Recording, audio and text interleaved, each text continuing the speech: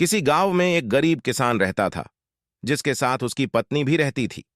किसान तो बहुत ईमानदार था, लेकिन उसकी पत्नी बहुत ही लालची स्वभाव की थी, जिसके कारण वह अपने पति को हमेशा ताने मारती रहती थी कि जाओ कुछ कमा के लाओ। बेचारा गरीब किसान रोज रोज अपनी पत्नी की तानों से सुनकर परेशान हो गया था। वह दिन भर अपने खेतों में मेहनत करता था, फिर भी उसकी पत्नी सोचती कि हम एक झटके में इतने अमीर हो जाए कि दुनिया की सारी खुशियां मिल जाएं। लेकिन किसान बार बार अपनी पत्नी को समझाता था कि जो हमें मेहनत करने के बाद हमें मिलेगा, उसकी खुशी और अच्छी होती है। लेकिन उसकी पत्नी कहाँ समझने वाली थी। उसे तो बस अपने लालची स्वभाव के कारण ये सब बातें उसे समझ में ही नहीं आती थी।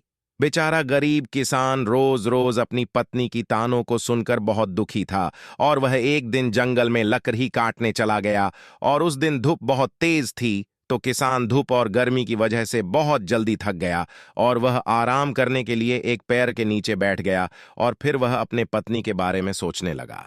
इतने में उधर से एक साधु जंगल से गुजर रहे थे, तो उन्होंने किसान को देखा तो समझ गए कि किसान जरूर परेशान है। इसलिए उसके पास गए। साधु किसान के पास पहुंचकर तुरंत किसान के बारे में पूछा, तो किसान ने सबसे पहले साधु को प्रणाम किया। फिर बोला कि नहीं, मैं परेशान नहीं हूं, बस थक गया हूं। लेकिन साधु ने कहा, नहीं, तुम जरूर किसी वजह से परेशान हो, इसीलिए हमें बताओ, शायद मैं तुम्हारे किसी काम आ जाऊं तो। पहले किसान ने मना किया कि ऐसी कोई बात नहीं है, लेकिन साधु के कहने बार बार कहने पर किसान अपने घर और पत्नी की स्थिति के बारे में सब बता दिया। तो साधु ने कहा, बस इतनी सी बात है, तुम गरीब हो, इसलिए यह सब समस्या तुम्हारे साथ है।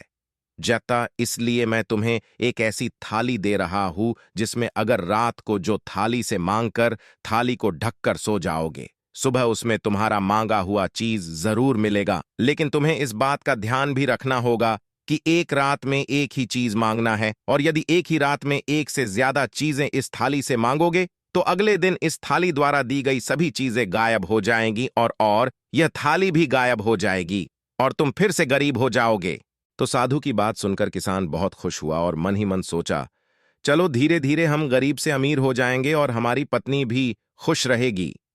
ऐसा सोचकर किसान ने उस साधु महाराज को धन्यवाद किया, और फिर हंसी खुशी अपने घर लौट आया और उस थाली के बारे में अपनी पत्नी को बताया।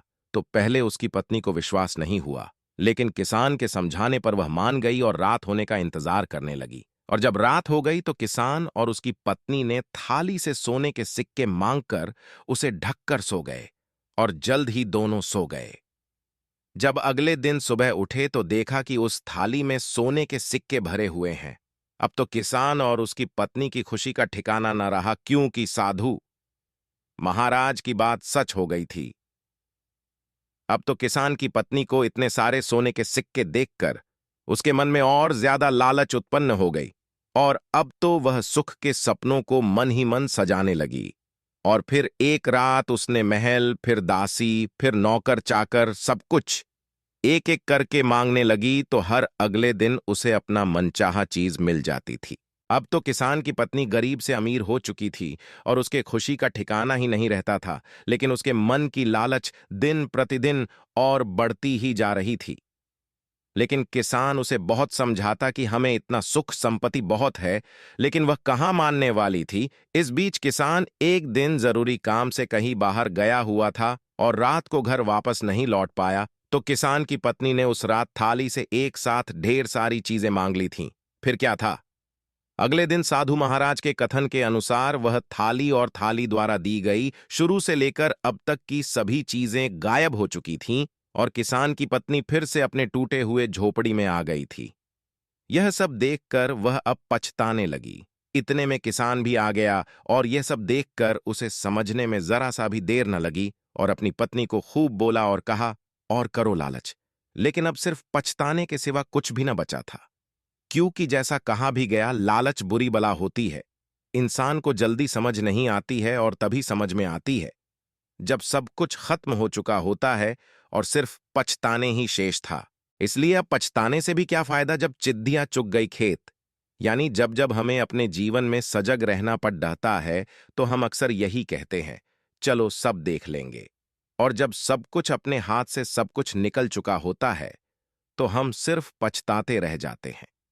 इसलिए हमें कभी भी लालच नहीं करना चाहिए, क्योंकि जब मन में लालच की भावना उत्पन्न हो जाती है तो हमें चाहे कितनी ही चीजें प्राप्त क्यों न हो जाए फिर भी हमें कम ही लगती है।